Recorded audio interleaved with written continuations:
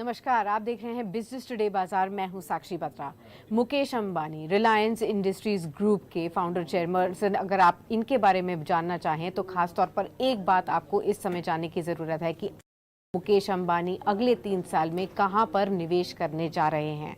खास तौर पर अगर मैं आपको बताऊं कि 125 बिलियन डॉलर्स की बेट के बारे में हम बात कर रहे हैं तो ये सवाल आपके लिए और भी ज़्यादा इंटरेस्टिंग हो जाएगा। जी हां, गोल्डमैन सैक्स की हाल ही की रिपोर्ट में ये चीज़ सामने आई है कि मुकेश अंबानी ने पिछले 10 साल में 125 बिलियन डॉलर्स रिलायंस इंडस्ट्रीज के थ्रू निवेश किया है। ये पैसा कहाँ गया, कौन कौन से सेक्टर्स में पिछले 10 साल में सबसे ज़्यादा ग्रोथ देखने को मिली है, इसका जवाब भी मैं आपको दे देती हूँ। 125 बिलियन डॉलर्स का जो निवेश हुआ पिछले 10 साल में, सबसे ज़्यादा पैसा 2 की सेक्टर्स में मुकेश अंबानी ने लगाया। पहला हाइड्रोकार्बन और दूसरा टेलीकॉम बिजनेस में।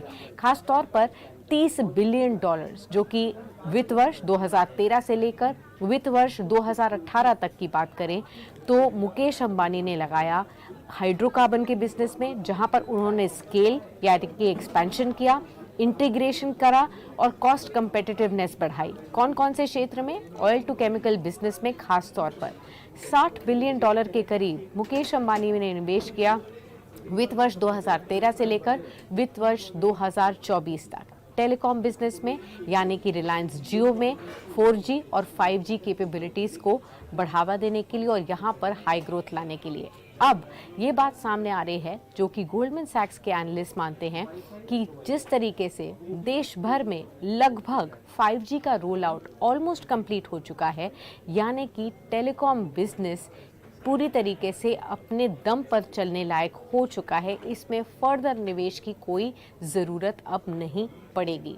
खास तौर पर आगे आने वाले दिनों में या महीनों में आप ऐसा भी सुनेंगे कि लगातार टेलीकॉम के टैरिफ भी बढ़ेंगे, जो कि ऑटोमेटिकली बिजनेस को फ़ायदा करते हुए नजर आएंगे। यानी कि कंपनी को एक्सटर्नली ग्रुप की तरफ से बहुत ज़्यादा केपेक्स की ज़रूरत नहीं पड़ेगी और टेलीकॉम बिजनेस एक फ्री कैश फ्लोइंग बिजनेस बन जाएगा, जैसे कि currently oil to chemicals business है, जिसमें मेगा ऑयल रिफाइनरी और पेट्रोकेमिकल के भी कामकाज और बिजनेस आते हैं। यानी कि पिछले 10 साल लगातार जब मुकेश अंबानी अपने ग्रुप में इन दोनों सेगमेंट्स में खास तौर पर ध्यान दे रहे थे, इनके ग्रोथ के लिए ध्यान दे रहे थे, तो लगातार इसमें पैसा निवेश कर रहे थे। लेकिन अब 10 साल बाद फाइनली रिलायंस इंडस्ट्रीज इस लॉन्ग केपेक्स साइकिल से बाहर निकल रहे हैं, खास तौर पर हाइड्रोकार्बन्स और टेलीकॉम क्षेत्र से। सवाल ये उठता है कि ये दोनों क्षेत्र तो ठीक है, लेकिन अब आगे आने वाले समय पर मुकेश अंबानी कहाँ पर निवेश करने वाले हैं? तो ऐसे में गोल्डमैन सैक्स की रिपोर्ट ने ये भी बताया कि अब जो बड़े निवेश होने वाले हैं मुकेश अंबानी की तरफ से, खास तौर पर 2 से 3 सेक्टर्स में होंगे, जो कि अगले 5 से 10 साल के लिए फोकस में रह सकते हैं मुकेश अंबानी के।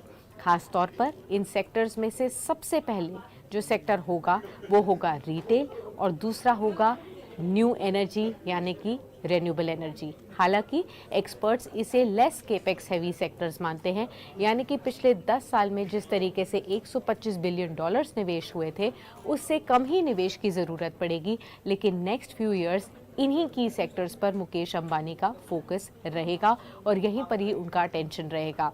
न्यू एनर्जी 2 फेजेस में अगर आप देखें तो मुकेश अंबानी फोकस कर सकते हैं। पहला फेज मुकेश अंबानी के लिए रहेगा अपस्ट्रीम मैन्युफैक्चरिंग के ऊपर देना, जहां पर 10 बिलियन डॉलर्स ऑलरेडी ग्रुप ने प्लान कर लिए हैं एक फुली इंटीग्रेटेड सोलर और बैटरी मैन्युफैक्चरिंग प्लांट्स के लिए, जो कि वित्त वर्ष 2027 के एंड तक कंप्लीट होते हुए नजर आएंगे। यानी कि अभी आप 2024 यानी कि फाइनेंशियल ईयर 2025 के बिगिनिंग में हैं और FY27 के एंड तक अगले 3 साल में सोलर और बैटरी मैन्युफैक्चरिंग में मुकेश अंबानी का पैसा जा सकता है। तो इन दोनों की सेक्टर्स पे एज अ रिटेल इन्वेस्टर आपको ध्यान देना है। इसके अलावा गोल्डमैन सैक्स का मानना है जो ज़्यादातर केपेक्स रहेगा वो रहेगा सेकेंड फेज में, जब Reliance industries solar downstream electrolyser, wind capacities और नई एनर्जी प्रोडक्शन को लगाने के लिए भी लगाएंगे। यानी कि ये की सेक्टर्स रहेंगे जहां पर आगे अगले 3 से 5 साल तक ग्रोथ नजर आ सकती है।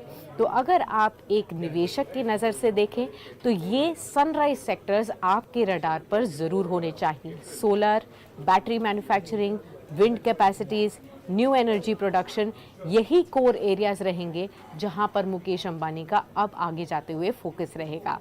इस कमेंट सेक्शन में ज़रूर लिखकर बताइएगा कि ये वीडियो आपको कैसी लगी, इसकी इन्फॉर्मेशन आपको कैसी लगी।